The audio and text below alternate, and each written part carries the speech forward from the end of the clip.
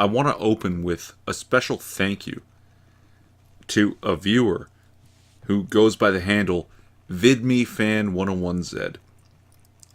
A person crazy enough to offer to pay me for something I'm happily giving away for free. It's much appreciated and honestly just fucking mind-blowing. I don't know what the hell is wrong with you, but I'm glad to know that whatever's wrong with you is exactly the thing we have in common. So, thank you. And cheers to you, man. For anyone who clicked this video because they're familiar with the title from previous videos, I meant to trick you. I did. This video is not about pedophiles. Not directly, anyway. It's about an element that has recently come to minds that I firmly believe is, at least arguably, as dangerous, if not more dangerous than the pedos. The censors.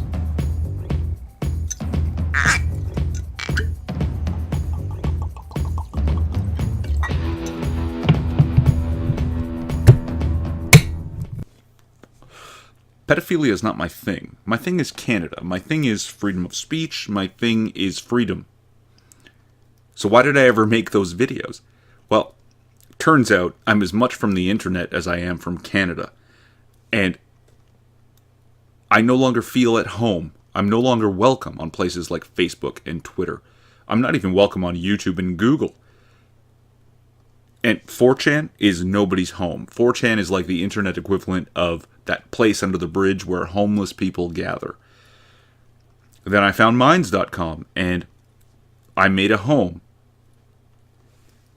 Then suddenly it felt like my home and freedom of speech were being abused to promote something monstrous, crossing the line from what's covered by freedom of speech to a call to action that is in fact the encouragement of a crime. And so, like when something is wrong in Canada, my home, something was wrong on my internet home and I felt compelled to say something. A while ago, I joined a couple of groups on Minds that were anti-pedophilia, but more specifically, a pro-pedophilia group called Heart Progress. So I got a message from a friend on Minds telling me that one of the groups was beginning to go off the rails. And I went to examine why. What they've done is certain people in the group have begun trying to get people banned for either drawing or posting drawings that they don't like. Now, the images are what's called lolicon, short for Lolita, or loli hentai, which is basically images of children in pornographic situations, which is fucking disgusting. It's thinking about looking for those pictures to post on this video made me uncomfortable. Very uncomfortable. But my discomfort, my subjective disapproval of these images is not a reason for censorship. I tried to engage with a couple of the people who were working their asses off to have people banned from Minds for drawings, which they may have been successful at doing, I'm not sure. I was reasonable, I was polite to start, but it became very clear very quickly that these people had no interest in reason or discussion. They were either emotionally charged about it or terribly stupid about what constitutes free expression.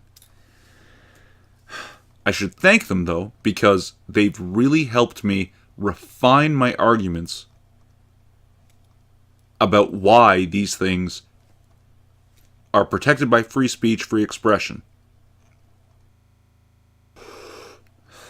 Now, I was concerned my counter-arguments to their positions would being in their comment sections be driven down the post list, and with more posts in the group, driven further down. So I made my own post, which granted was not that good, and also has almost as many dislikes as it has likes. So I'm making this video, but I'm fairly certain the thesis statement is still good. When we start putting limits on what we can draw, we start putting limits on what we can describe, what we can discuss, what we can think. Now, I've had some time to think about it, and I've had a couple of excellent questions posed in my in the comments of my post.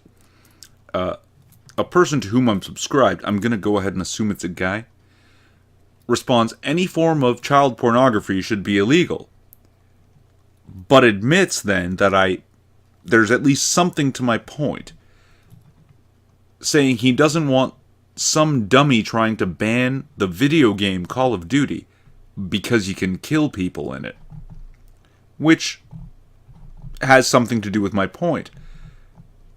But he called the lowly stuff child pornography, and my response to that was, I can't honestly call the lowly crap child pornography. There's no children in those images. It's just graphite on wood pulp, or whatever media the drawer uses. It's not the same as a photograph or video that require an actual human subject in their creation. It's an image from an artist's mind portrayed through an artist's medium/media. No other person is required in its creation, so how could another person be harmed or abused by its creation? Applying an age restriction to subjects in drawn images is nonsensical. If today I drew a graphic image of a woman who appears to be 30, how old is the woman in the image? She's 1 day old. She didn't exist until I drew her.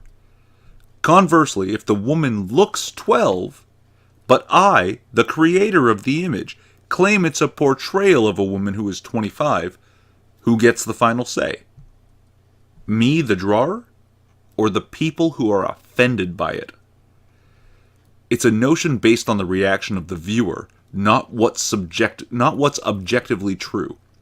What's objectively true in this case is that the creation of child pornography requires harm or abuse of a child, and so we've made it illegal.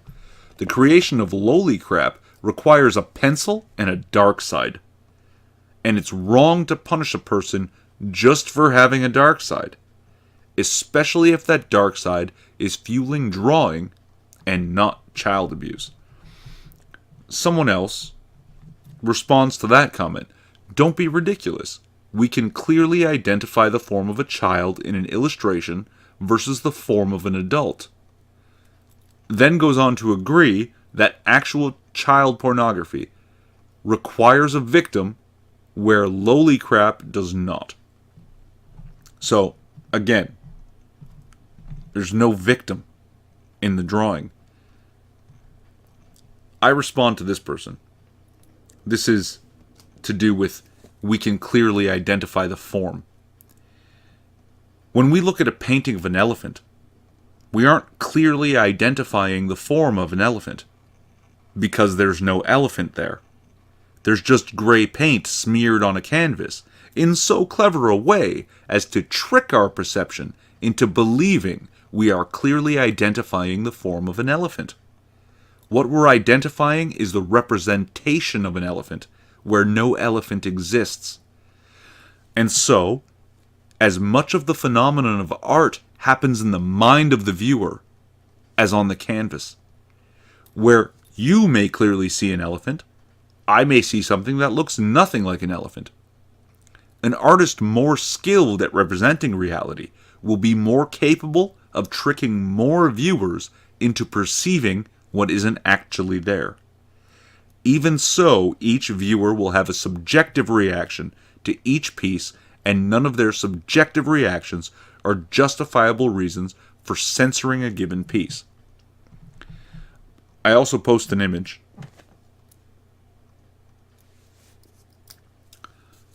And continue.